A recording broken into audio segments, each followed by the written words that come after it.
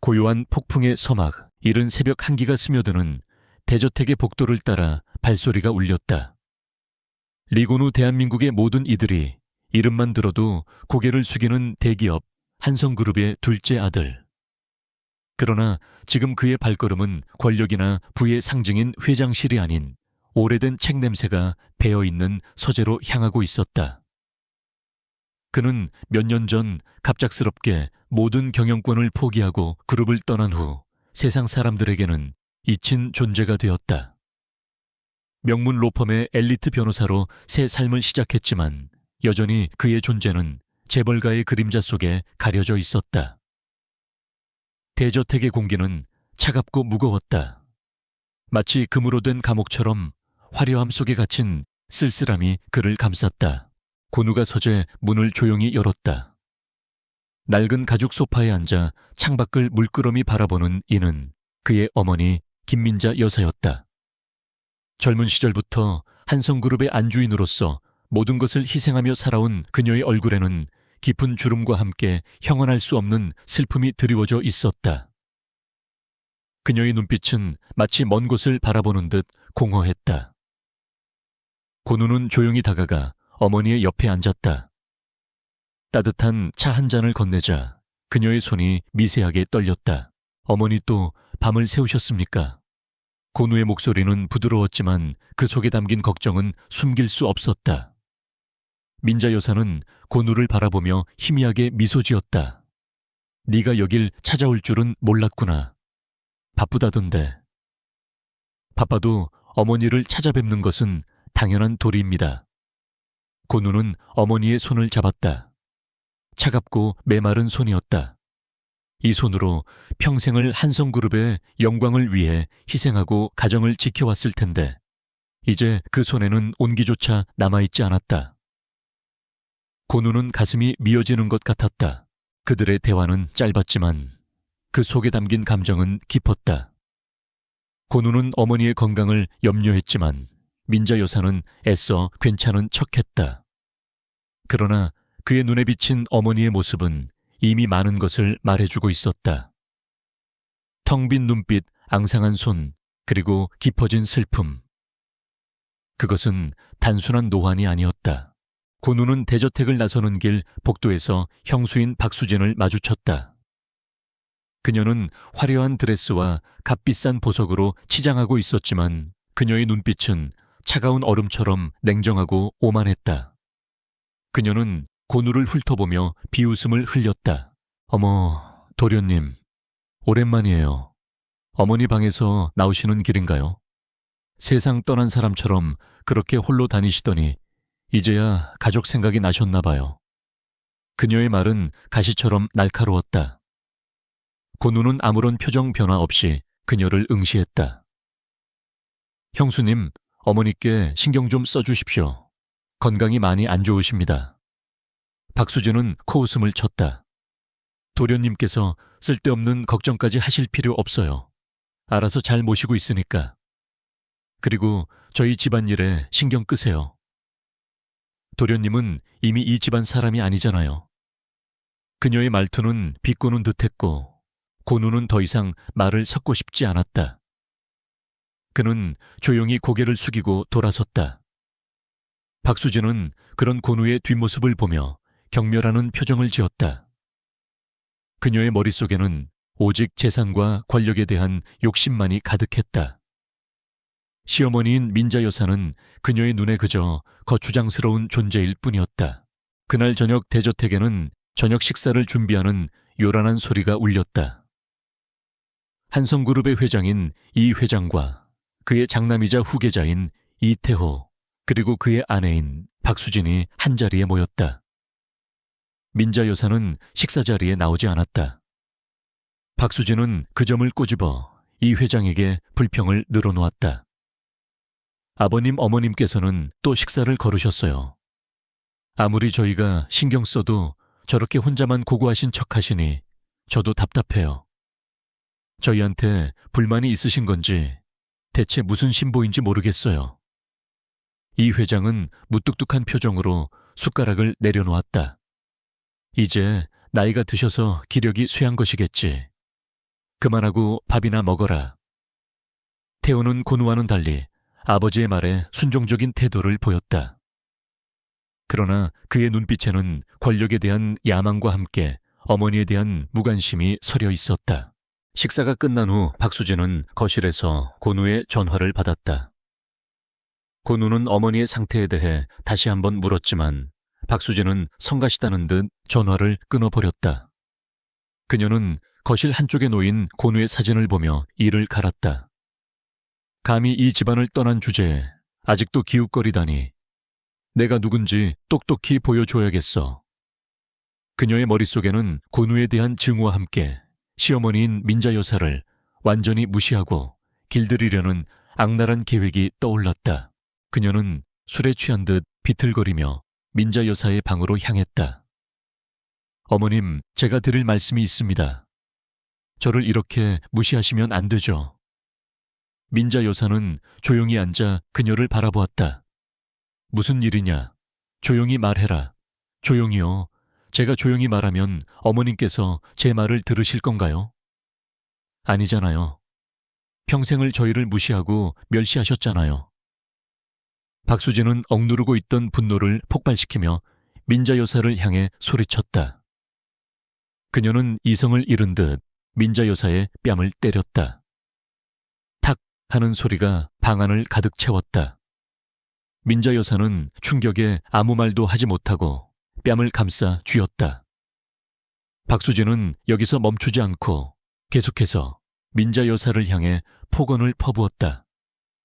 이 늙은 여우 같으니라고 도련님 같은 놈이나 키운 당신이 뭘 잘했다고 이렇게 고고한 척하는 거야. 이 집안의 주인은 나야 나라고. 그녀의 히스테리컬한 외침과 함께 민자 여사는 박수진의 손에 의해 밀쳐졌고 벽에 머리를 부딪히며 쓰러졌다.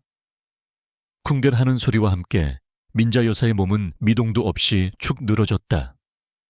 그녀의 머리에서는 피가 흐르고 있었다. 박수진은 순간 겁에 질렸지만 이내 냉정을 되찾았다. 그녀는 쓰러진 민자 여사를 내려다보며 사악한 미소를 지었다. 어쩔 수 없지. 스스로 넘어져서 다치신 거라고 하면 될 테니까. 그녀는 이성을 잃은 채 휴대폰을 꺼내 비서에게 전화를 걸었다. 지금 당장 와. 어머님께서 쓰러지셨어. 혼자 계시다가 갑자기 넘어져서 다치신 것 같아. 빨리 와서 병원으로 옮겨. 그리고 언론에는 절대 흘리면 안 돼. 만약 조금이라도 새어나가면 너희 가족들까지 다 끝장이야. 박수진의 목소리는 차갑고 단호했다. 그녀는 이미 모든 것을 통제할 수 있다고 생각했다. 그녀의 머릿속에는 고누의 존재는 이미 잊혀진 지 오래였다. 다음 날 새벽 고누는 한 통의 전화를 받았다. 병원 측에서 온 전화였다.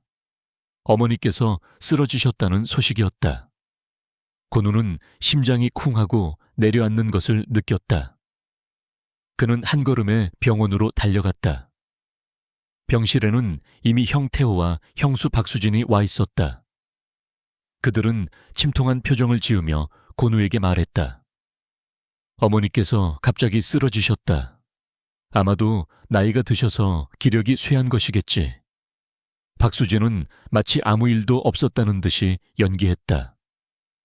도련님, 어머님께서 혼자 계시다가 갑자기 넘어지셔서 머리를 부딪히셨대요. 정말 안타까워요, 쎄.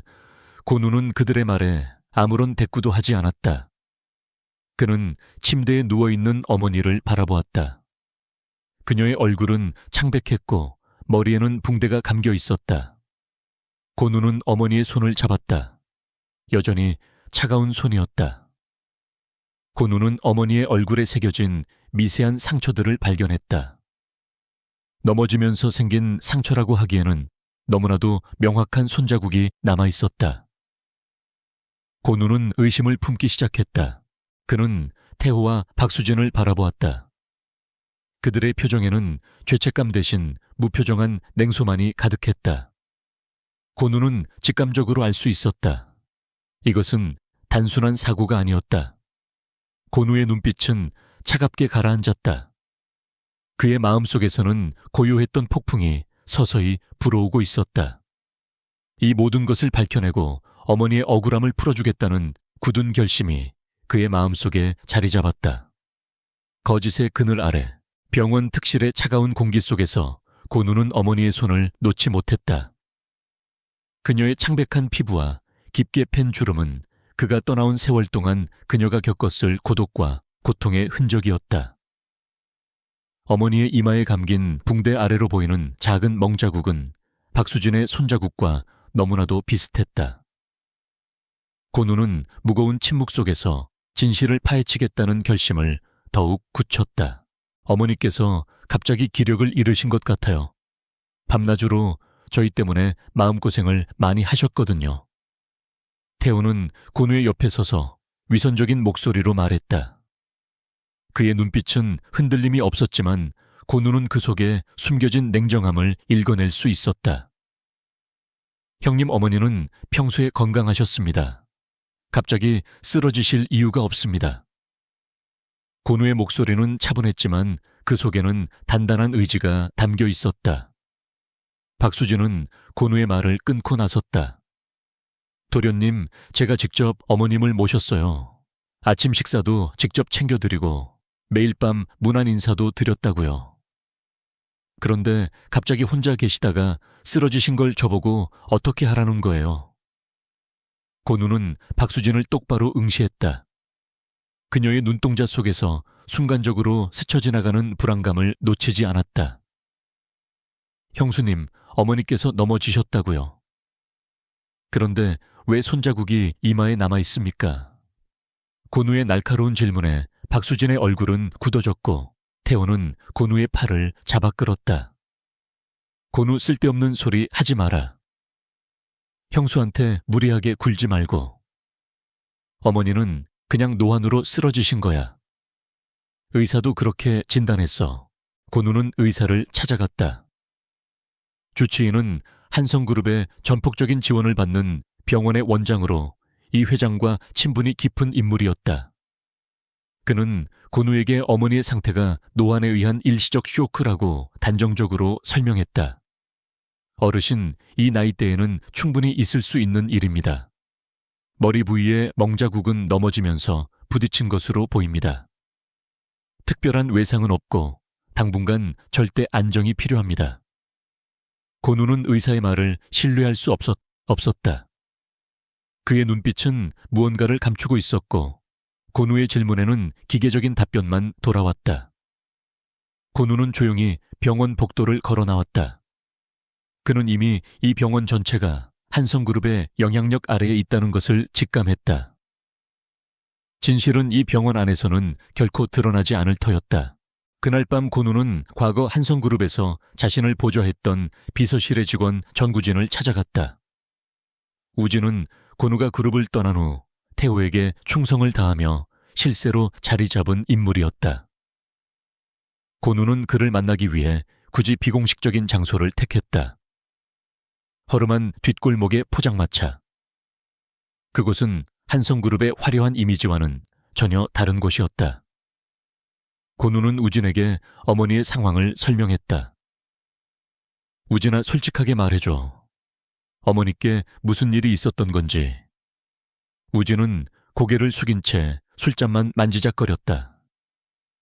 변호사님, 제가 말씀드릴 수 있는 부분이 아닙니다.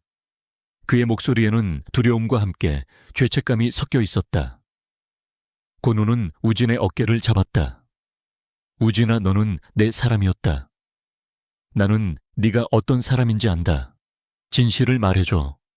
네가 알고 있는 모든 것을. 우진은 잠시 망설이다가 조심스럽게 입을 열었다. 그날 밤 사모님께서 술에 취해 어머님 방으로 들어가셨습니다. 그리고 요란한 소리가 들렸고 잠시 후 어머님께서 쓰러지셨다는 전화를 받았습니다.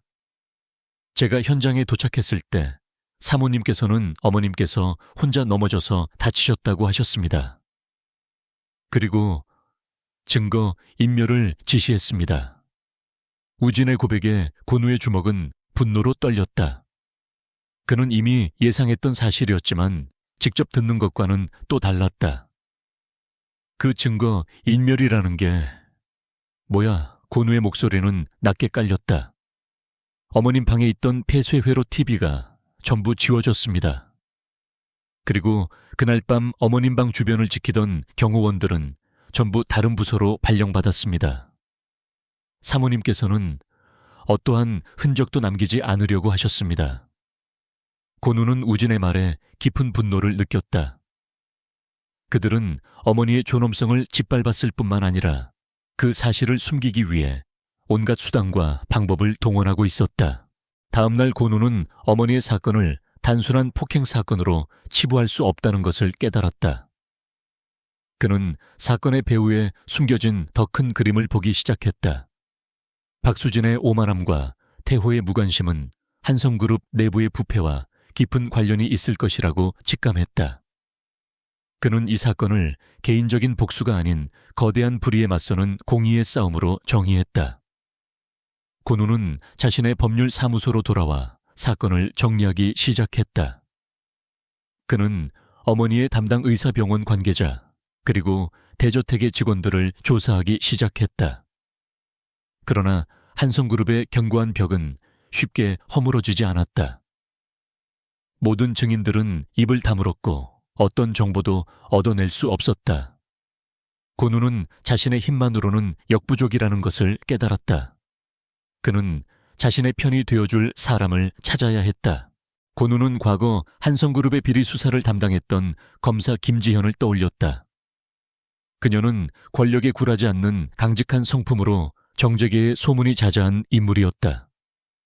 고누는 지현에게 전화를 걸어 만남을 청했다.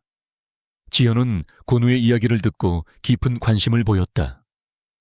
한성그룹의 이고누 변호사님이 저를 찾아오실 줄은 몰랐네요. 그것도 자신의 가족을 고발하기 위해서 말입니다. 고누는 담담하게 말했다. 제 가족의 일이기도 하지만 이 사건은 한성그룹의 권력 남용과 부패를 상징하는 사건입니다. 단순히 제 어머니의 억울함을 풀어주는 것을 넘어 거대한 불의에 맞서고 싶습니다. 지현은 고누의 진심을 읽어냈다. 그녀는 고누에게 과거 한성그룹이 저지른 수많은 비리 사건들에 대한 자료를 보여주며 이 사건이 결코 단순한 가족사가 아님을 확신시켜 주었다. 한성그룹은 수많은 하청업체를 상대로 부당한 거래를 해왔고 정관계 인사들에게 뇌물을 제공하며 자신들의 비리를 은폐해왔다. 박수진의 폭행 사건은 그 거대한 부패의 일각에 불과했던 것이다. 고누는 지연과 함께 사건의 밑그림을 그리기 시작했다. 그들은 먼저 증거를 확보하기 위해 대저택 내부의 감시 시스템을 해킹할 전문가를 고용하기로 했다. 그리고 그날 밤 대저택의 감시 카메라를 관리하는 직원에게 접근하여 증거 영상을 복구해달라고 부탁하기로 했다. 이 모든 계획은 극비리에 진행되었다.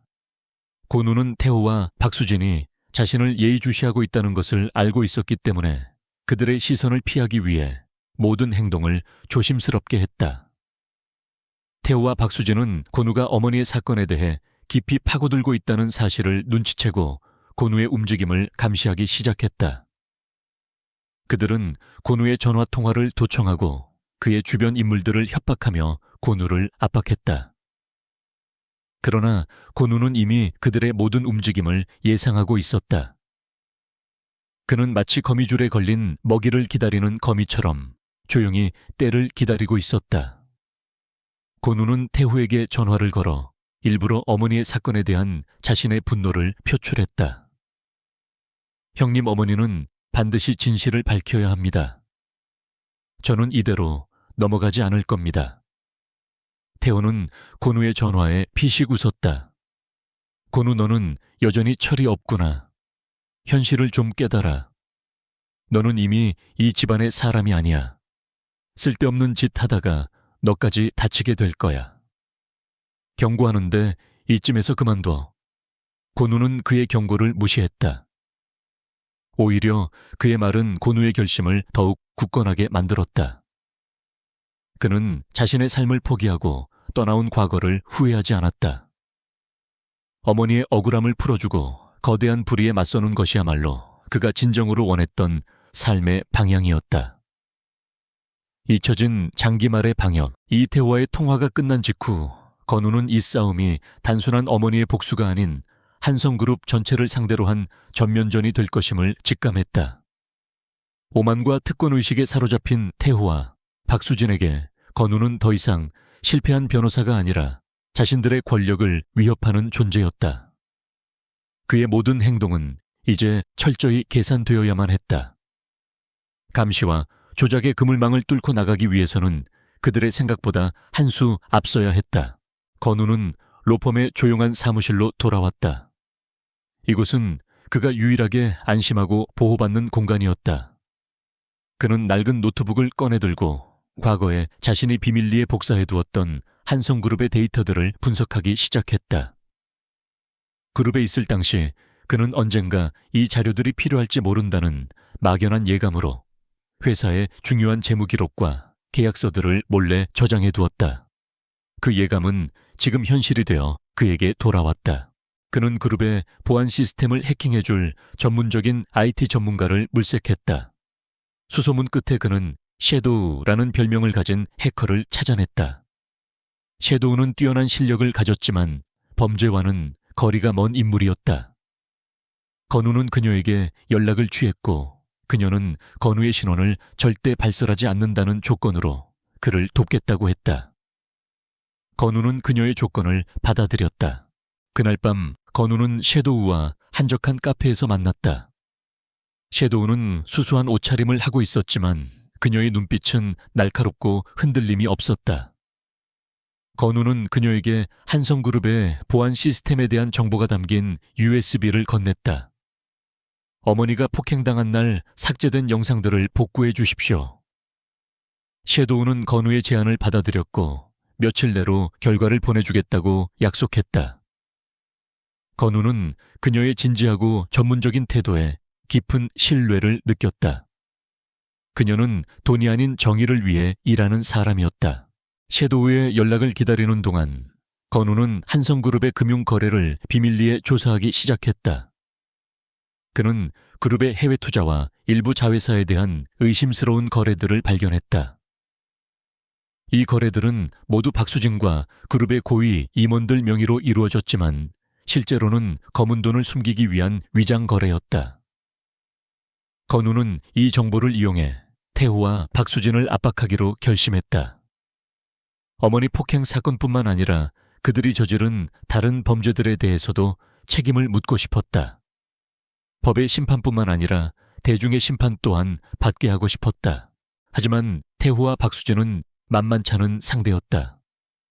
그들은 건우가 자신들의 금융거래를 조사하고 있다는 사실을 알아차렸다. 그들은 선제 공격을 감행하기로 결정하고 그룹이 가진 막강한 언론 권력을 이용했다. 며칠 뒤 주요 방송사들의 뉴스에서 한성그룹의 둘째 아들인 이건우에 대한 특별 보도가 일제히 쏟아져 나왔다. 보도는 건우를 가족을 버린 불효자로 묘사하며 그가 그룹의 내부 정보를 이용해 사익을 편취하고 있으며 심지어 그룹을 전복시켜 경영권을 차지하려 한다고 비난했다. 이 보도는 엄청난 여론의 파장을 일으켰다. 수많은 사람들이 건우를 비난하며 그를 탐욕스럽고 배은망덕한 인물로 낙인 찍었다. 건우는 전례 없는 언론의 폭풍에 휩싸였지만 그는 침착함을 잃지 않았다. 그는 이것이 태호와 박수진의 계획의 일부라는 것을 알고 있었다. 건우는 이 비난들에 대해 일절 반응하지 않았다. 그는 자신의 침묵이 오히려 더 많은 궁금증을 불러일으킬 것이라고 믿었다. 그는 대중이 스스로에게 질문하도록 유도했다. 왜 아들이 자신의 가족을 무너뜨리려고 하는가? 이 이야기. 뒤에 또 다른 비밀이 숨겨져 있는 것은 아닐까? 그러는 동안 태호가 건우를 찾아왔다. 건우야, 여기서 멈춰. 계속한다면 너뿐만 아니라 어머니까지 다칠 거야. 어머니를 생각해. 형제끼리 싸우는 걸 원치 않으실 거야. 지금 저를 협박하시는 겁니까? 건우가 되받아쳤다. 형님은 어머니가 무엇을 원하시는지 잘 알고 있습니다. 어머니는 정의를 원하십니다. 형님과 박수진 씨가 이 가족의 평화를 깨뜨려 놓고 이제 와서 어머니를 방패 삼아 저를 협박하려 하십니까? 잊지 마. 너는 이미 이 집안을 떠났어. 이 일에 관여할 자격이 없어. 태호는 차가운 표정으로 말했다. 넌 고작 작은 변호사일 뿐이야. 한성그룹이라는 거대한 조직을 상대할 수 없을 거라고. 저는 거대 조직의 힘이 필요하지 않습니다. 건우가 말했다. 저는 단지 정의가 필요할 뿐입니다. 형제간의 대립은 그 어느 때보다 팽팽해졌다. 태호는 건우를 무너뜨리기 위해 모든 수단을 동원하기 시작했다. 그는 자신의 인맥을 동원해 건우의 고객들이 그를 떠나게 만들었다. 사설 탐정을 고용해 건우를 미행하며 그의 약점을 찾으려 했다. 하지만 건우는 흔들리지 않았다. 그는 더 큰 그림을 그리고 있었다. 그는 자신의 침묵을 이용해 또 다른 언론의 폭풍을 일으키기로 했다. 그는 자신이 신뢰하는 몇몇 독립 언론 기자들에게 연락을 취했다. 그리고 자신의 신원을 밝히지 않고 한성그룹의 불법 거래에 대한 정보를 흘렸다. 그는 기자들에게 말했다. 이것은 단순한 가족 스캔들을 넘어서는 이야기입니다. 이것은 권력의 타락에 대한 이야기입니다. 거대 그룹이 어떻게 자신의 영향력을 이용해 시장을 조작하고 법망을 피했는지에 대한 이야기입니다. 기자들은 호기심을 느꼈다. 그들은 조사를 시작했고 조사할수록 충격적인 진실들이 드러났다. 그들은 뇌물수수 유령회사 계약 불법 거래에 대한 증거들을 찾아냈다. 이 모든 것들이 한성그룹과 연결되어 있었다. 섀도우에게서 연락이 왔을 때 건우는 놀라움을 금치 못했다. 섀도우는 삭제된 영상뿐만 아니라 박수진이 수개월 동안 어머니에게 모욕과 폭행을 가했던 다른 영상들까지 복구해냈다. 건우는 영상을 보며 가슴이 찢어지는 듯한 고통을 느꼈다. 어머니는 그동안 이런 고통을 혼자 감내해왔던 것이다. 모든 증거가 손에 들어온 순간 건우는 모든 것을 끝내야 할 때가 왔음을 직감했다. 그는 독립 언론 기자들과의 비밀 기자회견을 계획했다. 그는 어머니를 위한 정의뿐만 아니라 한성그룹의 추악한 민낯을 대중에게 폭로하고 싶었다. 하지만 태호는 이 계획을 이미 알고 있었다. 그는 건우를 납치하기 위해 사설 용병들을 고용했다. 태호는 무슨 수를 써서라도 건우를 막으려 했다. 그는 진실의 불길이 온 세상으로 번져나가기 전에 그 불씨를 완전히 꺼뜨리고 싶었던 것이다. 함정과 방역의 서막, 태호의 마지막 경고 전화는 더 이상 모호하지 않았고 건우는 형이 말로만 그치지 않을 것임을 직감했다. 그는 정면 충돌을 예상했지만 태호는 비열하고 은밀한 방식을 택했다. 건우가 사무실을 나서는 순간 2대의 검은색 승용차가 그를 미행하기 시작했다. 그는 그들이 경찰이나 기자들이 아님을 단번에 알아차렸다. 그들은 더러운 일을 처리하기 위해 고용된 사설 용병들이었다. 건우는 당황하지 않았다. 이미 이런 상황을 예상하고 있었다. 그는 속도를 높여 좁은 골목들을 이리저리 내달리며 그들을 따돌리려 했다. 긴박한 추격전 끝에 그는 마침내 그들의 시야에서 사라지는 데 성공했다. 그는 집으로도 사무실로도 가지 않았다. 대신 그가 미리 준비해둔 낡은 창고로 향했다. 그곳은 그가 몰래 임대한 비밀 장소로 그동안 모아두었던 모든 증거들을 보관하고 있었다. 그가 창고로 들어서자 섀도우가 그를 기다리고 있었다. 그녀는 이미 자신의 임무를 완수하고 모든 삭제된 영상들을 복구해놓은 상태였다. 그녀는 복구된 영상들을 USB에 담아 건우에게 건넸다. 이게 전부입니다. 영상을 미리 봤습니다. 마음의 준비를 하시는 게 좋을 겁니다. 건우는 USB를 컴퓨터에 꽂고 영상을 재생했다. 섀도우가 말했던 모든 것이 눈앞에 펼쳐졌다. 박수진이 어머니에게 입에 담지 못할 욕설을 퍼붓는 모습, 어머니의 뺨을 때리고 바닥에 내팽개치는 모습이 고스란히 담겨 있었다. 그는 어머니의 얼굴에 스쳐 지나가는 고통과 공포를 보았다. 어머니는 힘겹게 일어나려 했지만 박수진은 다시 그녀를 밀어 넘어뜨렸다. 어머니는 자신의 집에서 주변 사람들의 무관심 속에 오랫동안 모욕과 폭행을 당해왔던 것이다. 건우의 마음속에는 고통과 분노가 들끓어왔다. 그는 어머니가 단 한 번의 폭행을 당했다고 생각했지만 진실은 그보다 훨씬 더 끔찍했다. 어머니는 오랜 시간 동안 지옥 같은 삶을 견뎌내고 있었던 것이다. 그는 박수진과 태호를 절대 용서하지 않겠다고 다짐했다. 그는 그들의 죄악에 대한 대가를 반드시 치르게 할 것이다.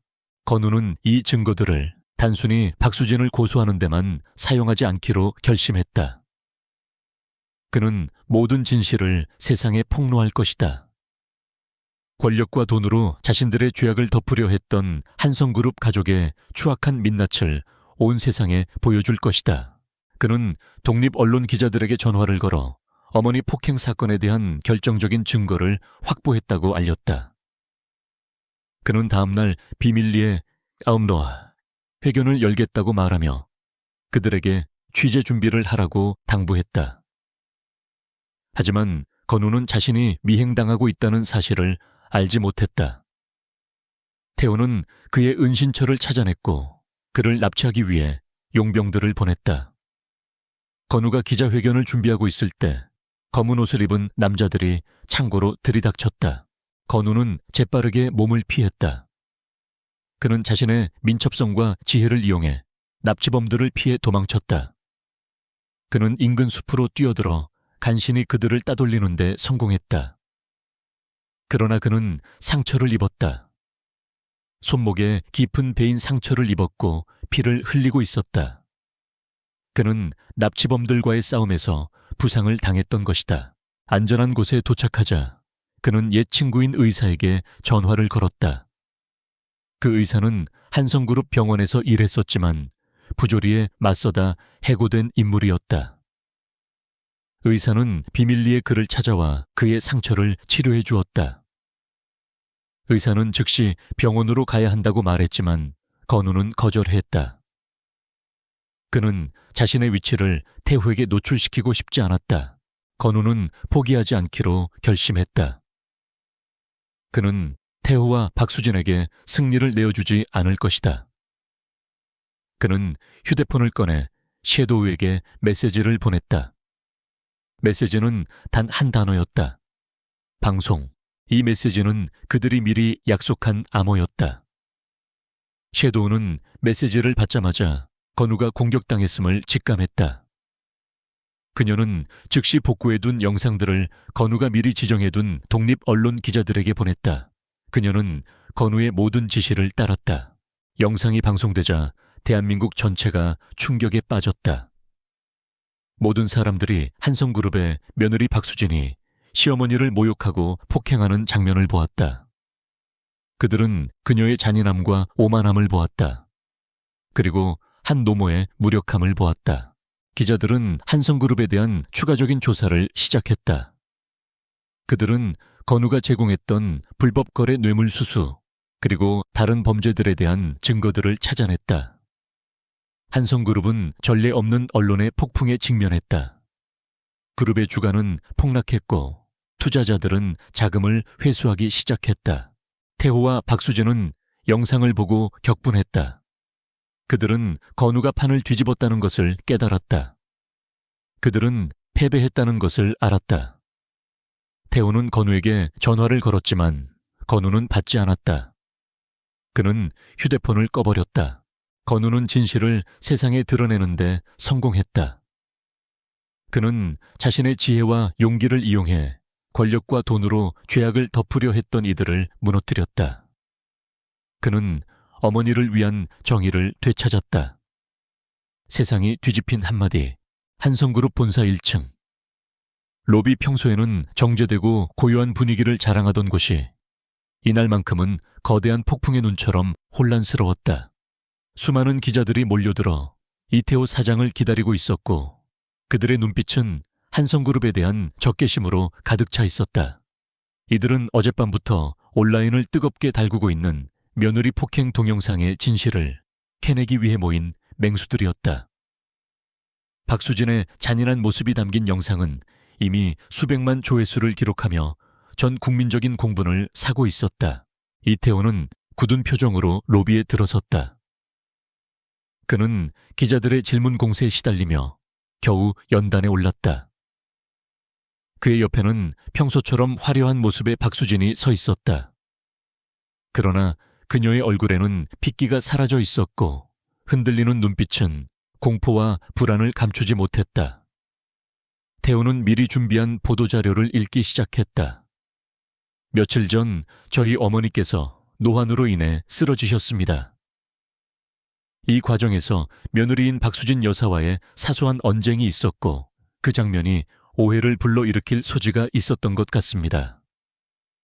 저희 한성그룹은 이 모든 사태에 대해 깊은 유감을 표명하며 가족 간의 문제로 인해 사회적 물의를 일으킨 점에 대해 머리 숙여 사과드립니다. 이 기자회견은 명백한 거짓말이었다. 태호는 어머니의 노환을 핑계삼아 사건을 축소하고 박수진의 폭행을 사소한 언쟁으로 둔갑시키려 했다. 그의 말은 기자들의 분노를 더욱 부채질했다. 한 기자가 날카롭게 질문했다. 사소한 언쟁이라니요. 영상 속에서는 명백한 폭행이 자행되고 있었습니다. 박수진 씨는 시어머니를 밀치고 욕설을 퍼붓고 있었습니다. 이태호 사장님께서는 그 영상을 보지 못하신 겁니까? 태호는 당황한 기색을 애써 감추며 대답했다. 저희는 해당 영상을 확보하고 있지 않습니다. 현재 온라인에 유포된 영상들은 악의적으로 편집되었을 가능성이 큽니다. 그때였다. 회견장의 뒷문이 조용히 열리고 한 남자가 모습을 드러냈다. 이건우였다. 그의 등장은 회견장 전체를 얼어붙게 만들었다. 태호와 박수진의 눈동자가 흔들렸다. 그들은 건우가 부상으로 인해 병원에 있거나 혹은 납치되어 숨어 있을 거라고 확신했기 때문이었다. 건우는 상처 입은 손목에 붕대를 감고 있었지만 그의 걸음은 흔들림이 없었다. 그는 단상 앞으로 걸어나와 태호의 옆에 섰다. 태호는 분노와 공포가 뒤섞인 눈빛으로 건우를 노려보았다. 넌 여기 왜 왔어? 누가 여기 오라고 했어? 건우는 형의 말을 무시하고 기자들 앞에 섰다. 그의 눈빛은 흔들림 없이 단호했다. 저는 한성그룹 이병찬 회장의 둘째 아들 이건우입니다.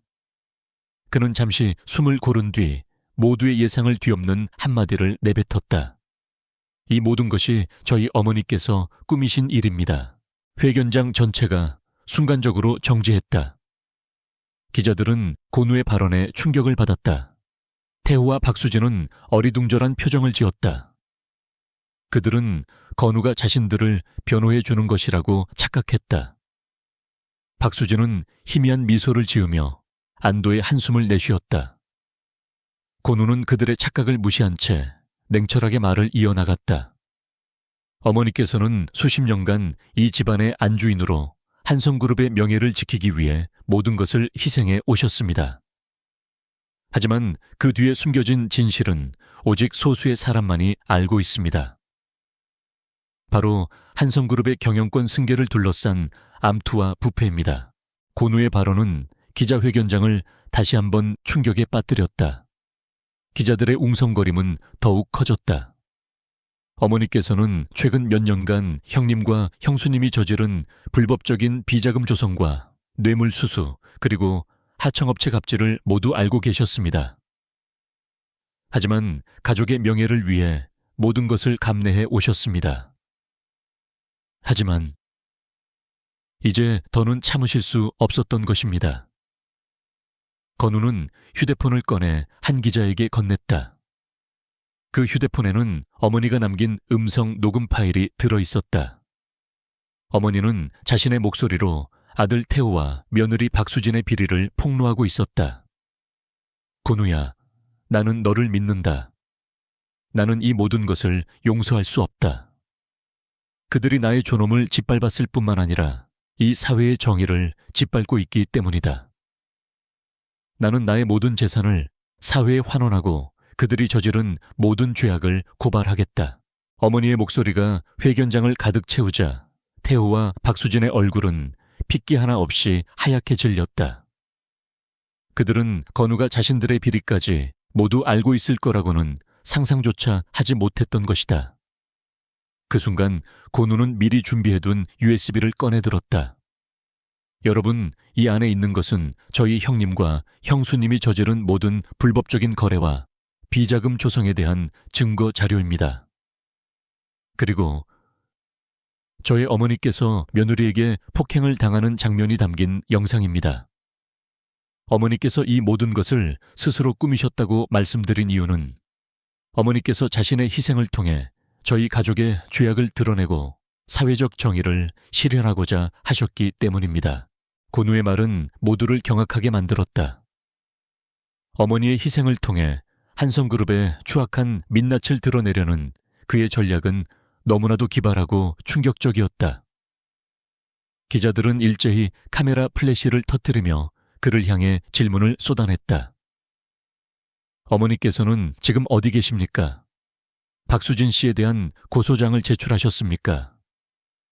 이태호 사장님은 이 모든 사실을 알고 계셨습니까? 태호는 혼란과 분노 속에서 건우의 멱살을 잡았다. 이게 무슨 짓이야? 감히 네가 나를 배신해. 건우는 태호의 손을 뿌리치며 차갑게 말했다. 저는 형님을 배신한 것이 아닙니다.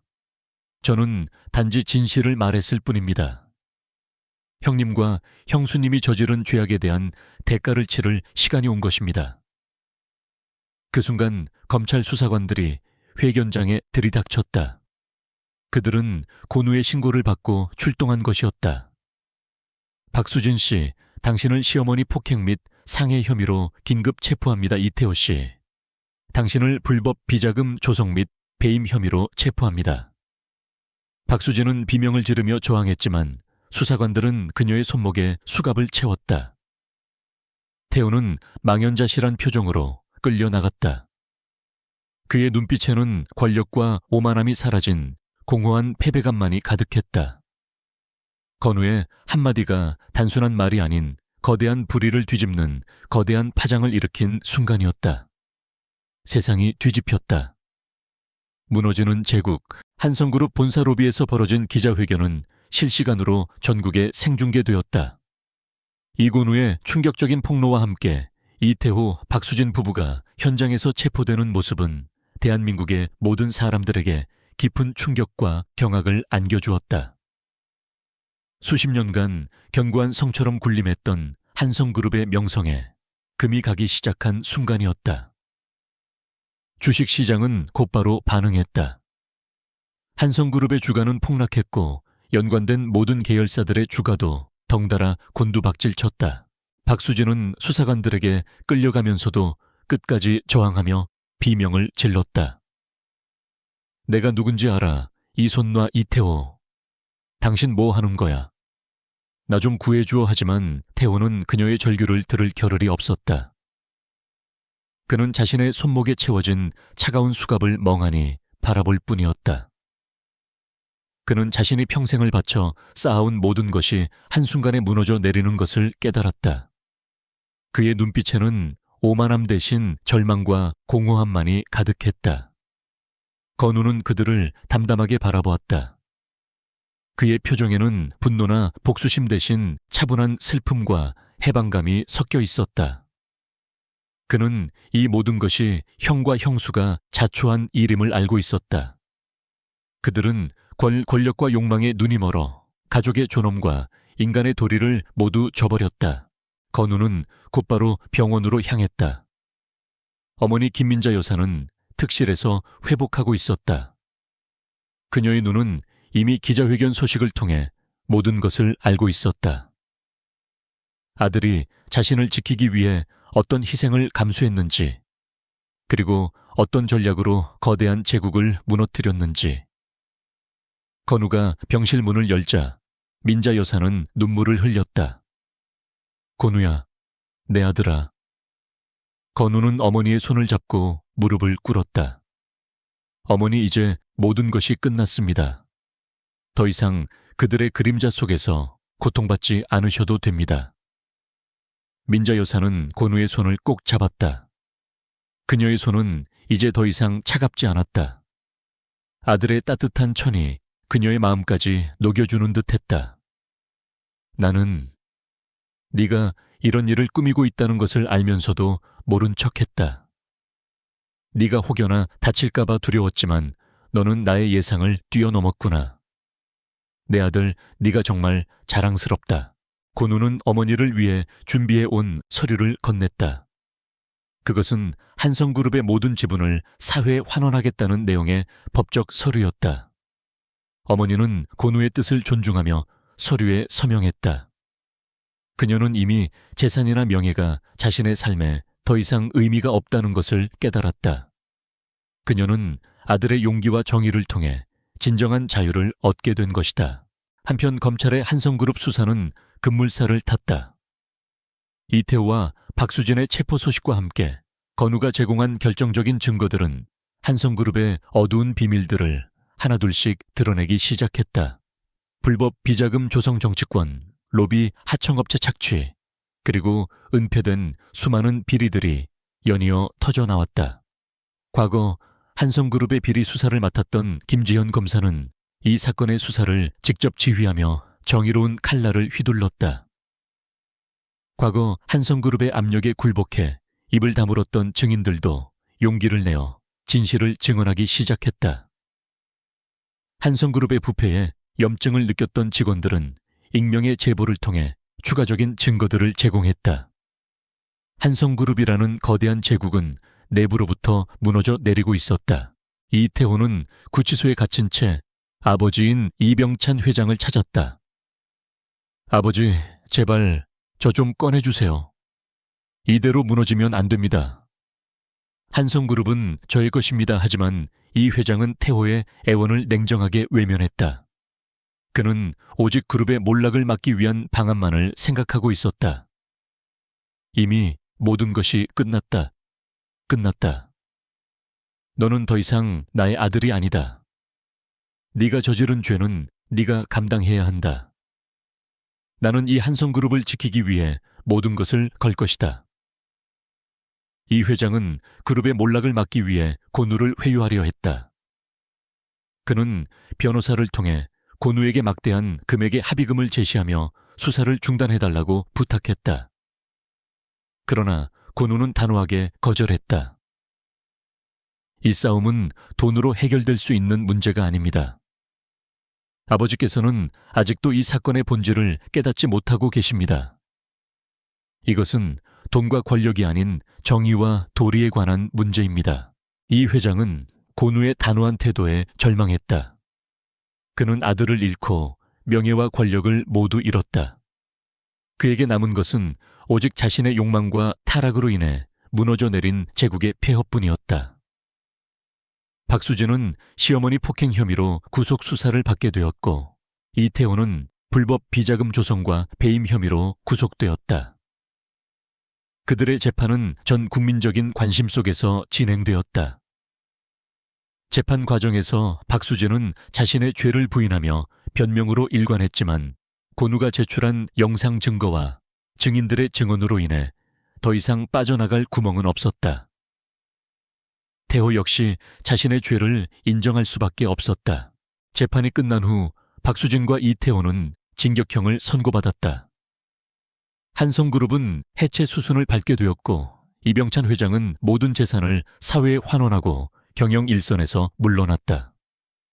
한때 대한민국을 호령하던 거대한 제국은 그렇게 역사의 뒤양일로 사라졌다.